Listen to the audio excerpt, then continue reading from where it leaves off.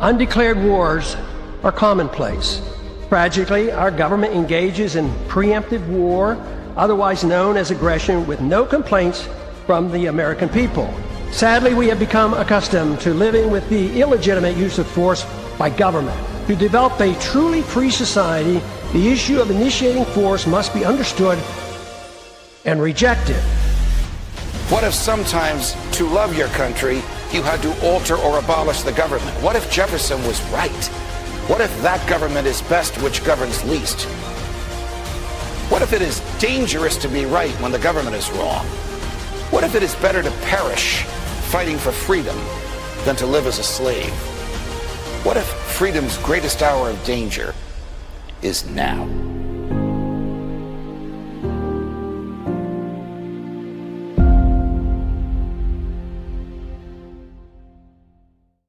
Hi, everyone. Judge Andrew Napolitano here for Judging Freedom. Today is Tuesday, February 3rd, 2026. Professor Jeffrey Sachs will be with us in just a moment. How did America first come to mean destroying other countries?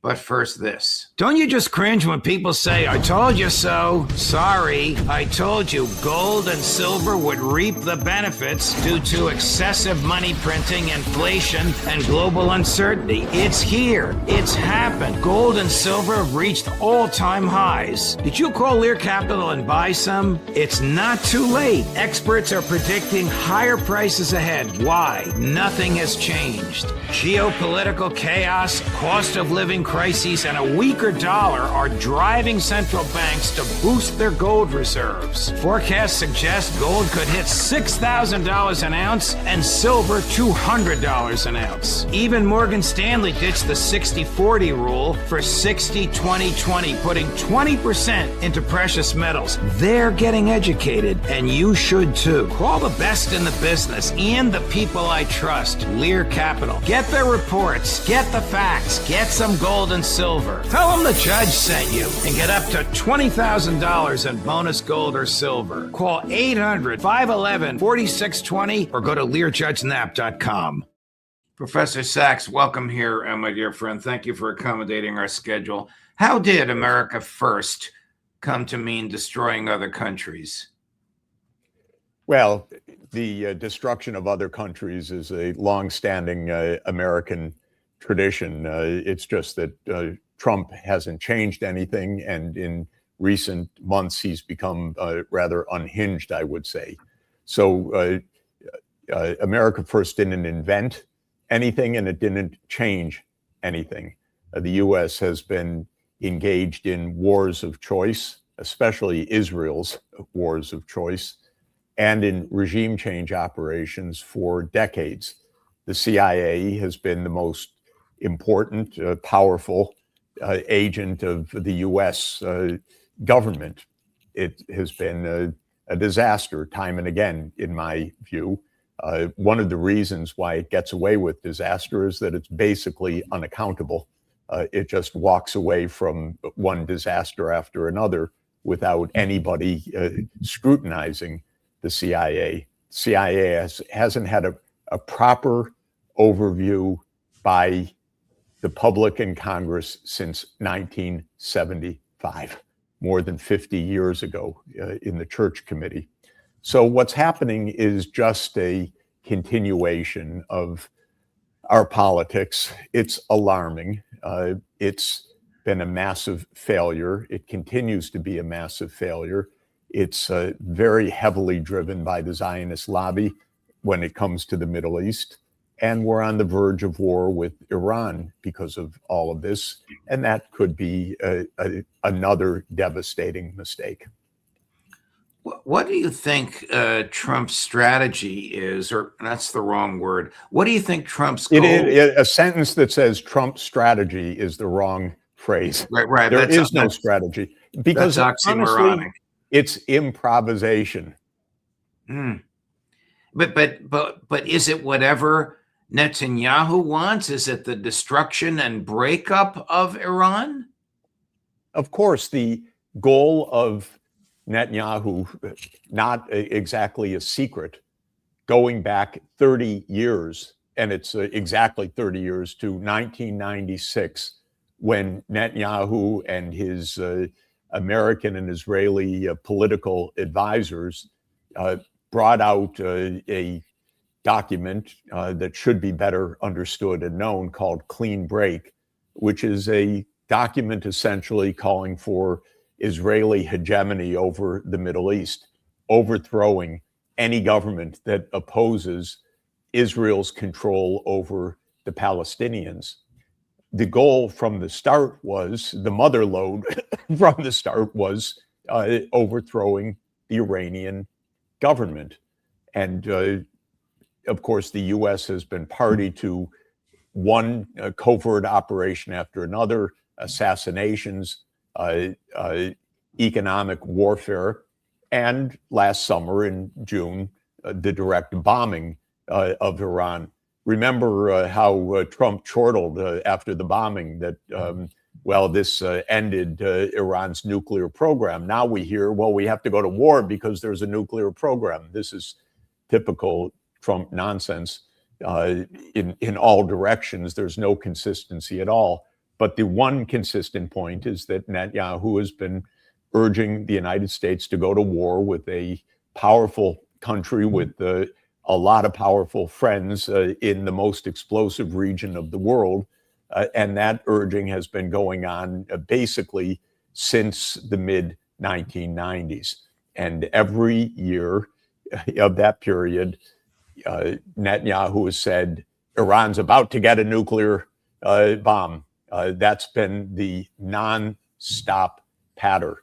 The truth is that for the last dozen years intensively, Iran has been trying to negotiate with the United States. And indeed, it did negotiate with the United States, and it reached an agreement with the entire permanent 5 countries of the Security Council plus Germany in a program that would absolutely have controlled Iran's nuclear energy to ensure that it could not be diverted into nuclear weapons.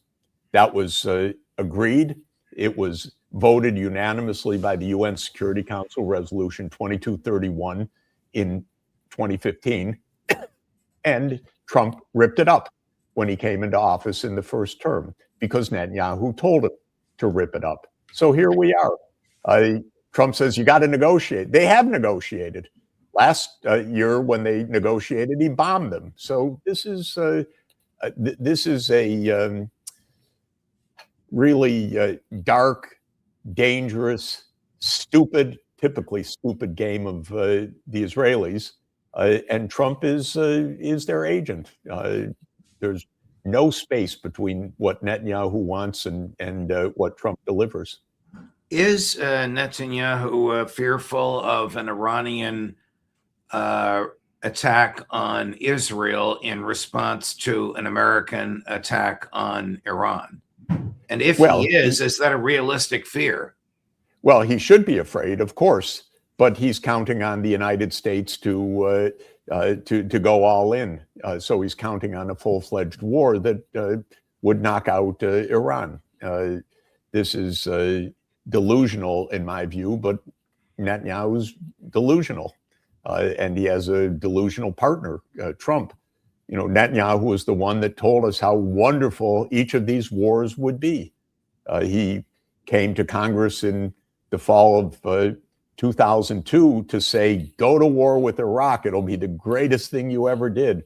It's going to make peace and security throughout the region. It's going to overthrow the regime in Iran, he said, because it's going to show how wonderful all of this is. This is what we've had for years and years. And it's quite clear that the hold of this on U.S. policy has been stunning.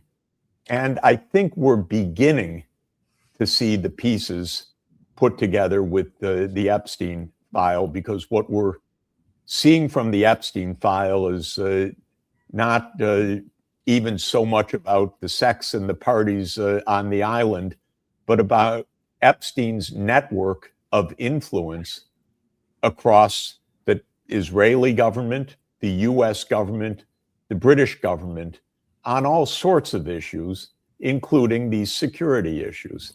So there's something going on that is being exposed, because all of us have wondered, how does the Zionist lobby have such a hold on US politics? And of course, money and campaign finance is part of it, but there has been more to it than that. And I think it's starting to be uncovered. Mm. Do the neocons want war in order to divert the American public's attention from the disastrous domestic policies at home, whether it's ICE agents murdering innocents in the streets of Minneapolis, or the revelations about Epstein and the president? I don't think it's diversion. I think that we're seeing two sides of the same coin. This is a group in power that believes in power as the answer to anything: wars abroad and military crackdowns at home. So I think that Stephen Miller really represents this view. It's not a trick. It's not a distraction. It's the same idea. Miller wants militarization of American society, and he wants force to be the principal instrument of American policy abroad. And apparently he's the one that Trump listens to most, yeah. And he's part of this whole story. How is the average American harmed by the public policies of the Iranian government? Not at all. Not at all. Not at all. Wow. They're not threatened. How would Trump? Not threatened at all. Not harmed at all. And especially what the Iranians have been saying. And you and I were in the room when we heard the president of Iran basically beg, we want peace. We want to negotiate. Right. That's taken as a sign of weakness by the people in Washington, not as a measure of responsibility and an opportunity to avoid war. That's the problem with these people, our people, I mean. Yeah. They hear the other side wants to negotiate. They say, oh, good, let's kill them. That's actually how they think, which is if they want to negotiate, boy, they must be weak. Don't they understand that the only reality is power? Let me ask the flip side of that question. How will the average American be affected if the result of Trump's attack on Iran is a closing of the Straits of Hormuz and gas and energy prices go through the roof? Look, the American people have paid trillions and trillions of dollars for Bibi Netanyahu's wars and the fact that the American political class fights them on behalf of these extremists. And the result of that is massive budget deficits, so that we now live day by day with government that is completely dysfunctional, doesn't work at all. I just was in an American airport as I was traveling from yesterday till today. I didn't even realize, I'm sorry to say, that the government was shut down, so that it was usual confusion. We don't have functioning government right now. We have a budget crisis that is out of control. Trump wants to spend another $500 billion on the military as part of this. And the costs of all of these wars are completely out of sight. And so we end up with completely dysfunctional government going broke, and nothing works in America right now, I'm sorry to say. Not very well, except raids by paramilitaries on American streets and infrastructure that doesn't function, and government that's shut down half the time. So there are rumors this morning in the Western actually the European alternative media, I've gotten this from our friends in Europe, that the Russians made their extreme displeasure known in no uncertain terms to American negotiators at Abu Dhabi about the president's persistent threats on Iran. Whether those rumors are true or not, how do you think Russia and China would react to an American attack, whether it's a full-blown attack or one of these in-and-out things that Trump seems to favor? Well, let me just step back for one moment. Sure. A U.S. policy for years has been predicated on the idea that the Arab world would support an all-out attack on Iran, and that basically the division supposed between Iran and the Arab countries could be exploited to Israel's benefit because the Arab countries would support the overthrow of the Iranian government. This is clearly false. What's happening right now, and it's in line with this story, which I don't know whether it's true or not, about Russia making these statements, is that the countries of the region of Iran, the countries of the Middle East, are undoubtedly telling Trump, what are you doing? Do not do this. You think that Dubai, a great trading and financial center of the world, wants a war right there? You think Doha wants to be bombed again?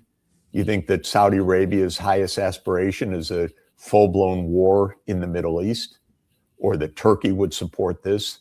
So what is absolutely the case is that Trump is hearing from important countries in the region, don't do this.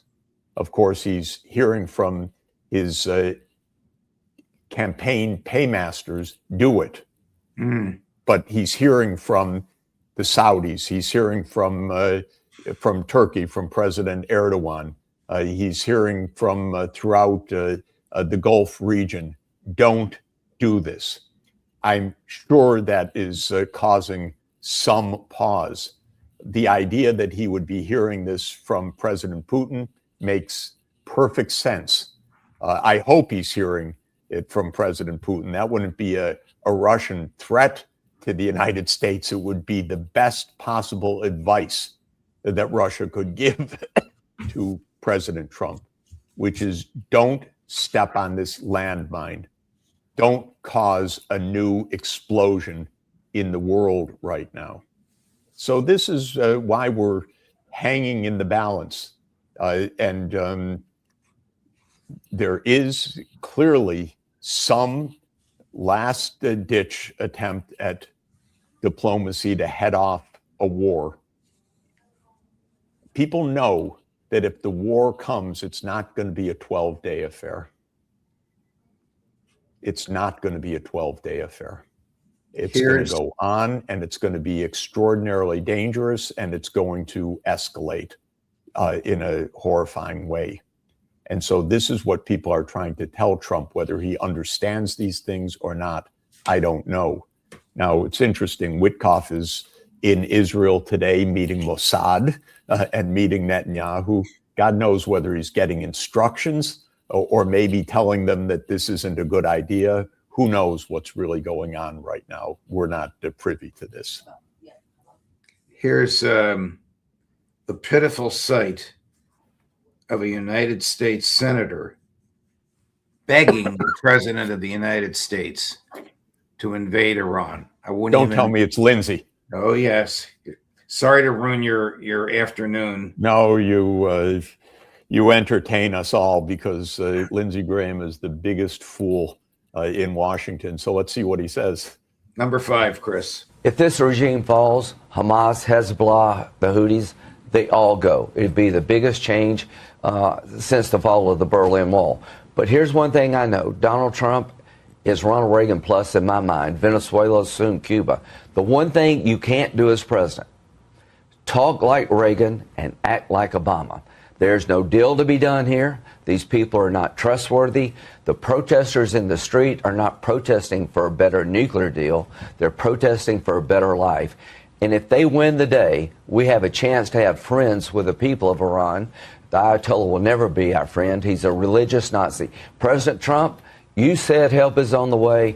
That has to be real. It has to be real soon. Do it, Mr. President. The people of Iran are begging you to be on their side. You have done it so good. You are Reagan plus. This is the defining moment in your presidency. Stand by the people. The Ayatollah falls. The region changes. Bigger than the fall of the Berlin Wall. No more international terrorists. This regime has American blood on its hands since 1979. You got the Houthis, you got Hezbollah killing Americans. Bring this regime down because the people want it down. You don't have to invade the country, but help on the way means military strikes against the infrastructure that is killing the Iranian people. Where does he get this stuff? No, I know where he gets it, because he's been a broken record, biggest disaster in United States politics.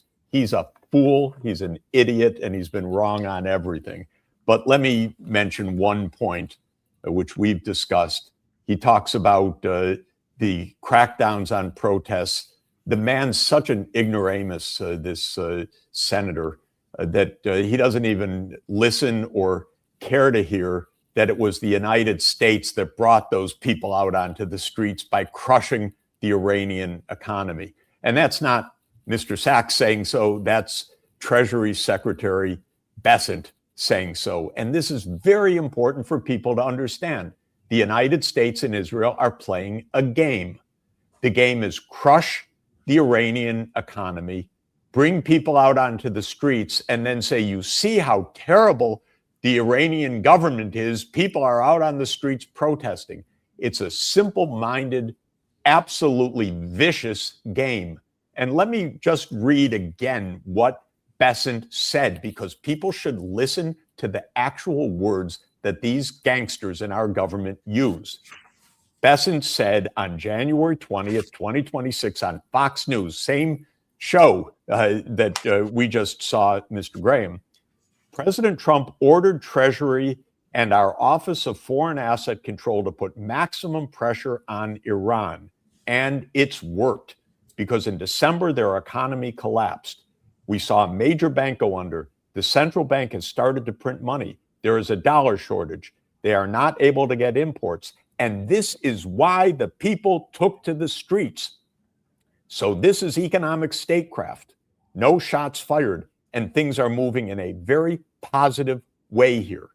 That's Bessent talking surprisingly too much, but explaining that America brought people to the streets by crushing the Iranian economy. I don't know if Lindsey Graham understands anything. I don't know if he's been wrong on everything. He is an absolute disastrous warmonger that has gotten the United States into one mess after another. But the point is, the United States is engaged in a war against Iran. It is an economic war. It's a shooting war. It's a bombing war. It's not in America's interest at all. It's a game played for Bibi Netanyahu, and it's absolutely against everything about America first and America's interests. Here's another one of Prime Minister Netanyahu's good friends, former Secretary of State and Director of the CIA, Mike Pompeo, not in the administration. But some of this is ominous, Professor Sachs. Well, you tell me what you think of this, but it's almost as if he thinks more CIA, MI6, Mossad behavior in the streets is coming. Take a listen. Number 7, Chris. President Trump said help is on the way. Iranian went to the street, but help didn't come. Do you think till now the Trump administration lost an opportunity for a regime change during this uprising? No, I don't think so. By the way, help did come. Lots of help came. You may not see it all. Okay. We may not know about it all, but I'm very confident that the United States is actively trying to do all that it can to support the Iranian people. That's Channel 13 in Tel Aviv, obviously an Israeli program and interrogator. I don't know why he would say that, but it leads me to believe that those intelligence agencies, which failed miserably 3 weeks ago, are still there. Why are we playing Israel's game? Right. This is the central question. Let's review the Epstein files again about all his political manipulations, about the relations with the top people in the US government, in the Treasury, in Israel, in the UK, because we are locked into such a disaster right now. And there's Pompeo talking on Israeli television about, don't worry, we're all in there together. We're going to do this all together. No, we didn't miss a chance for regime change. And he's probably right that all of this war continues. It's just radically against the interests of you and me and the American people. And it's completely the opposite of America First or MAGA, completely the opposite. It's the worst of the swamp. It is the U.S. being run for purposes that have nothing to do with America's interests.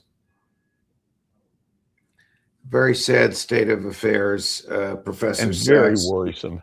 I know, and you are wise and courageous to articulate it as carefully and precisely as you have. I just fear that Trump is surrounded by people like Stephen Miller and emboldened by people like Lindsey Graham, and that something catastrophic is going to happen and innocents will die. We absolutely have to hope that the grown-ups around, especially President Putin, especially President Erdogan, especially the leaders of Saudi Arabia and others, explain to Trump, this is completely reckless. It is no favor for your own politics, Mr. President. It's the opposite, but it could be a disaster for the whole world. And those are the most important voices right now to tell the truth to President Trump, who knows what he understands or what he hears, but he needs to hear the truth. Professor Sachs, thank you very much. Great stuff. Terrifying, but needs to be stated. All the best. Safe travels to you. We'll look forward to seeing you next week. See you next week. Bye-bye. Thank you. Thank you. Whew. Coming up later this afternoon, more of all of this. At 1 o'clock, Aaron Mate. At 2 o'clock, Matt Ho. At 3 o'clock, Colonel Karen Kwiatkowski. At 4 o'clock, batting cleanup, Scott Ritter. Judge Napolitano for Judging Freedom.